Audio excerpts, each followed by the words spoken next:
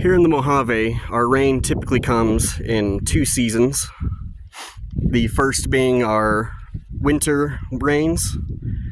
For as far as deserts go, we get quite a bit of rainfall in the winter months. As you can see here, it's been raining for a few days, and I believe it's going to keep raining for a few more. It's been a real warm winter as well, so a lot of the silver sage, the creosote bush, we're getting a lot of flowers actually sprouting a little early, which is unusual, but it's nice. These wet weathers can translate into really, really beautiful springs for the desert flowers out here. I want to show you this right here is known as a creosote bush or greasewood. The scientific name is Laria tridentata. This is my favorite plant in the desert. I wish I could describe it to you, but these plant, they have these really, really fragrant leaves, and when the rain gets it wet, you can smell this really, really nice smell. I just call it the creosote desert smell, but it smells fantastic.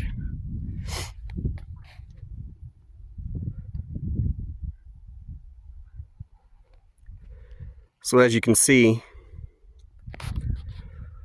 the area is dominated by shrubs and sage like this here. This is what's known as silver sand sage. It's pretty much the most dominant sage you'll see, at least in this area, in most of the Mojave from what I've seen. Here's another plant right here. Let's see, I'll back out a little bit. This is called, well, it's got a lot of names. One of its local names is Mormon tea. There's stories about how the first settlers or pioneers, Mormon pioneers that came here, they would brew this stuff up in hot water and use it as a tea. Its actual name is called ephedra, and that's because it has ephedrine in it, and that's what gives it that little stimulant. You can see the soil here is very, very red. You can see how orange, and if you look out at the mountains, you can see how red they are.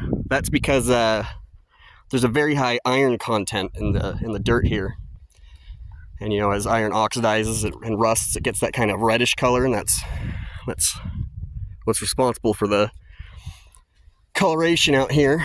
The soils vary. Right here, it's usually quite sandy, but you can see it's pretty damp. We typically don't get a whole lot of rain in the Mojave. I believe the average across everything is about 10 inches, but it varies quite a bit with elevation. I think at our lower elevations, the average is something like 3 inches, and where I am here in Washington County, I'm pretty sure we're in the rainiest part of the Mojave. We average about 16 inches of rainfall per year, which is quite a bit more than most of the Mojave. I'm down here in one of our desert washes, as you can see. Now, in the summertime is when we get our second big burst of rainfall, and these big dry washes will just, in the blink of an eye, turn into a massive raging river. We get flash floods out here very commonly when our summer monsoon comes.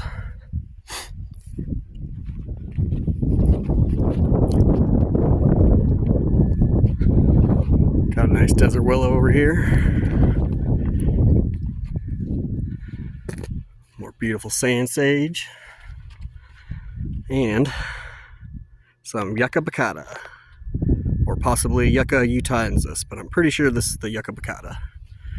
Look at this, you can see its old fruit casing still on there.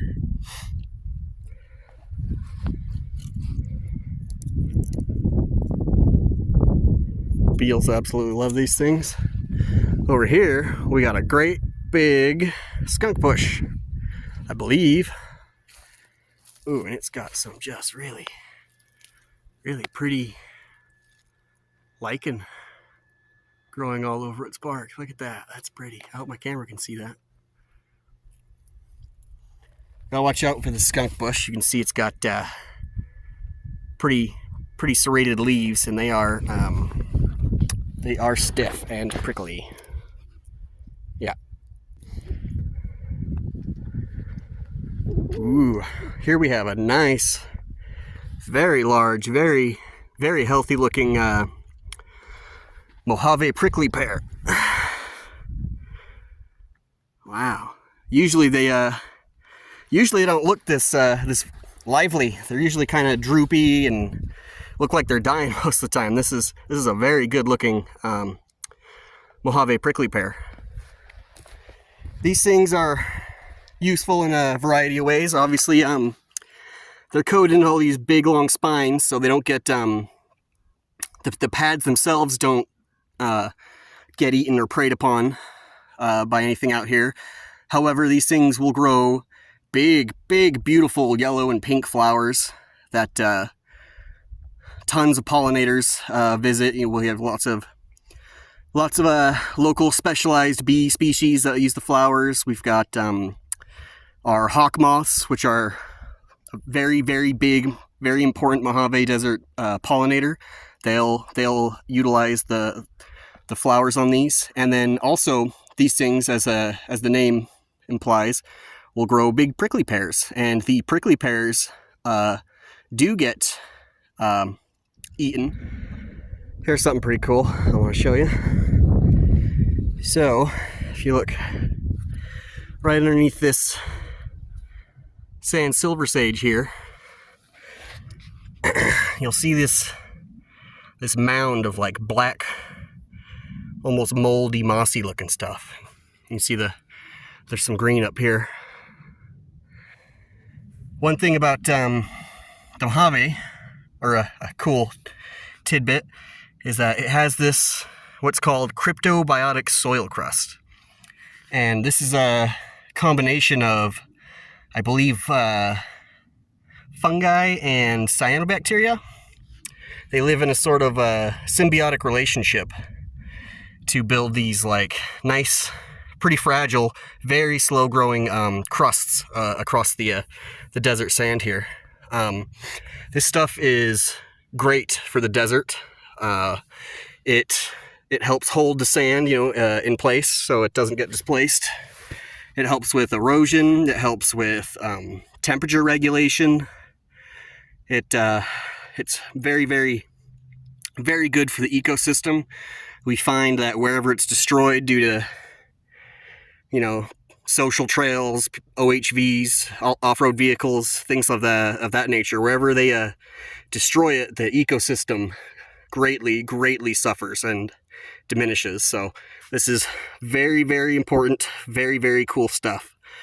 I don't know the details about all of it. I know there are at least 30 different species of lichen and cyanobacteria living symbiotically within these crusts, and you'll see them come in all shapes, all colors, all sizes.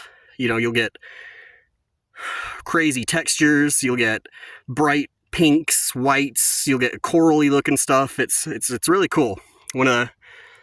Definitely one of the cooler features out here in the Mojave. Not a bad view. Some nice, lovely silver sand sage. You can see these big trees we got growing along this dry wash here. It's let's see, it's kind of hard to tell. It looks a lot like honey mesquite, but honey mesquite has big giant thorns all over it, and I'm not seeing any on this. Check out these bean pods. This is sand willow, I believe. Really iconic desert plant. Grows along riparian areas, along washes like this.